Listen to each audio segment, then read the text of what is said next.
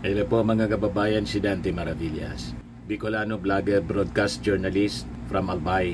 Tuloy-tuloy ang pagsambulat ng mga baho sa mga flood control projects ng ating gobyerno. Matapos na sabihin ng ating Pangulong Bongbong sa SUNA, maya naman kayo. At nilaunch ng ating Pangulo ang isumbong sa Pangulo. Ang daming nagsusumbong.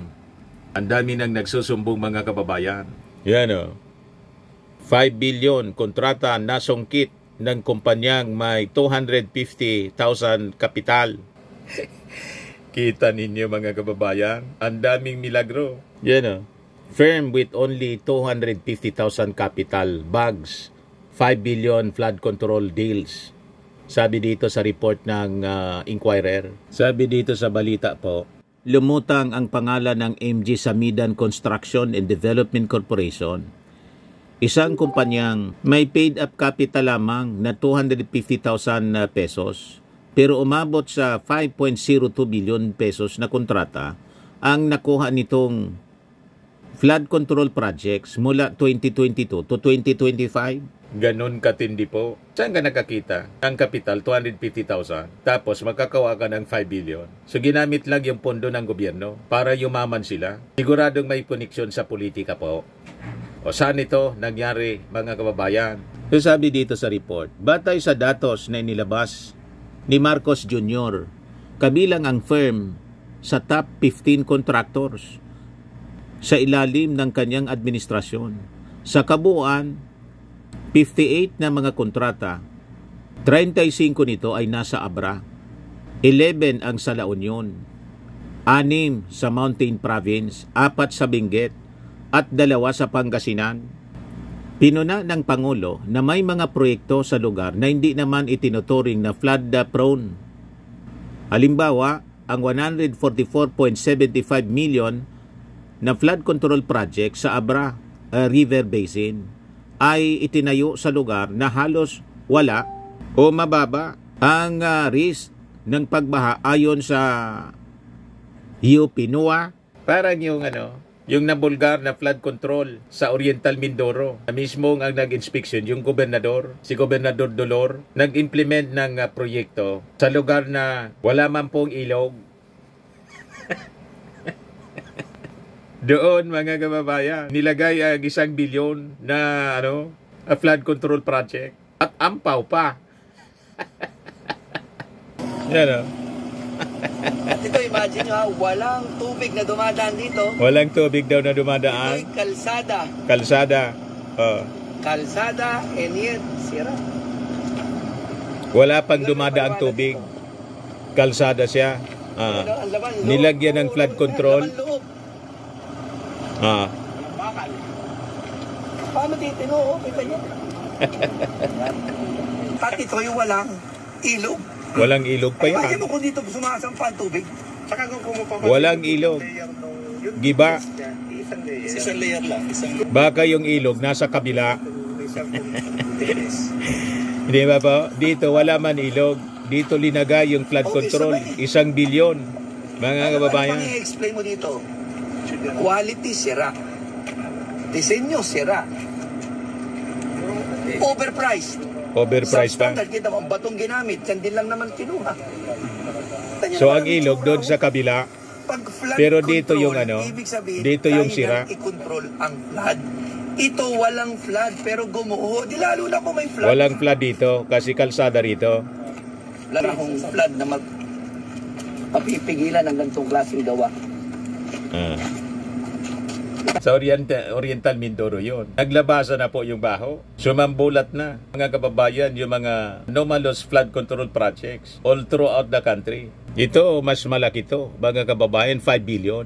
Pinuna ng Pangulo na may mga proyekto sa mga lugar na hindi naman tinuturing na flood prone. Halimbawa, ang 144.75 million pesos na flood control project sa Abra River Basin ay itinayo sa lugar na halos wala o mababa ang risk ng pagbabaha ayon sa UP NOAA.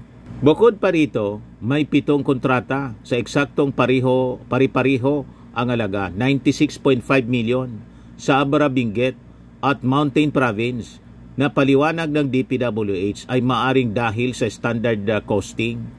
Dahil dito, ikinumpara na ang kaso sa Pharmaly scandal kung saan isang maliit na kumpanya ang biglang nakakuha ng bilyon-bilyong kontrata nung pandemya.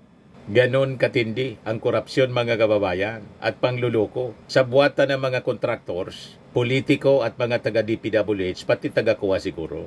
Sabi dito sa balita ng Inquirer, Abra along with Isabela, Sorsogon, Tarlac, Camarines Sur, Negros Occidental, Albay, in Manila, round out the top 10 list of where the top 15 contractors implemented their projects based on the National Adaptation Plan of the Philippines 2023-2050. The most flood-prone areas in the country ay yung mga lalawigan ng Pampanga, Nueva Ecija, Pangasinan, Tarlac, Bulacan, Metro Manila, Maguindanao, North Cotabato, Oriental Mindoro, and Ilocos Norte. Kaya sabi ng ating Pangulo doon sa kanyang press con, may mismatch anya sa mga provinces na dapat marami ang flood control projects. Pero may mga province niya na hindi man bahain, yun ang mas marami. You see? So, napakarami mga kababayan ang iikuti ng ating Pangulong Bongbong. Effective po yung kanyang pagbubulgar sa SUNA at saka doon sa presscon ng pangalanan niya yung 15 top contractors sa flood control projects. At ngayon po, na-encourage yung mga tao na magsumbong kung ano yung kalagayan ng mga flood control para mapuntahan at mapaimbestigahan kasi sayang po ng bilyon-bilyon na ina-allocate ng gobyerno na pupunta lang po sa bulsa ng mga politiko at mga contractors po sa kanilang sabuatan. Ito yung mga mayors na tuwang-tuwa sa naging kampanya ng ating Pangulo. Mayors for Good Governance. So nananawagan sila, mga kababayan, for full transparency and accountability sa investigation of alleged massive corruption in flood control in other infrastructure projects. Sa kanilang statement na pinangunahan, mga kababayan, nina Baguio City Mayor Benji Magalong, Pasig City Mayor Vico Soto, Quezon City Mayor Joy Bilimonte, and Isabela City Mayor City Hataman.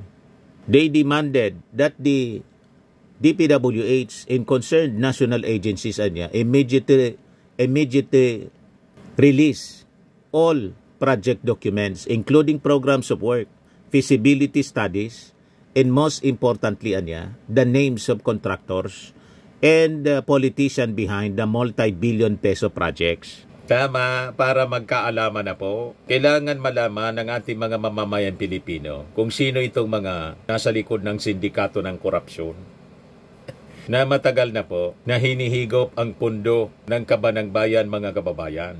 Sabi nitong mga mayor, transparency is no longer optional but a duty we owe.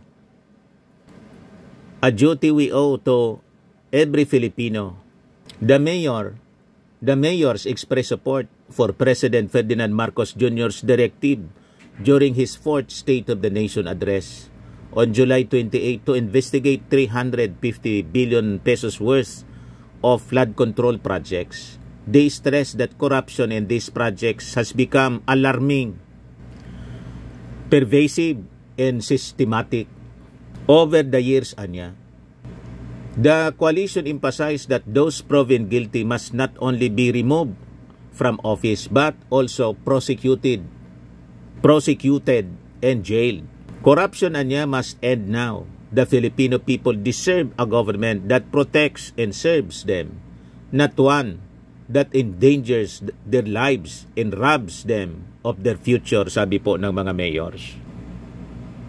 Sabi ng aming kababayan na si Joe Briones, kaibigan natin ito, war on corrupt politicians is a dreadful and corrosive advocacy. Man against man. It's like fighting against an organized crime that is hard to eliminate. Succession is the name of the game. Sagot ni Gina Rodriguez, still, there must be headways from the people. We cannot be passive and just wait for floodwaters to recede. It's time there are monsoon rains, no to resilience porn. Sabi ni Joe Briones, yes, I did not say we don't have to move to fight against corruption. But this will be a long, long fight. God was not able to defeat yet the devil up to now. God could not kill because it is wrong.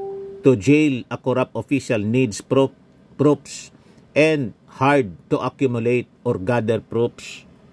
So I think mga kababayan, sunod-sunod na to ang pagsambulat ng mga anomalous flood control projects all throughout the country. Kaabang-abang po. Aabangan natin.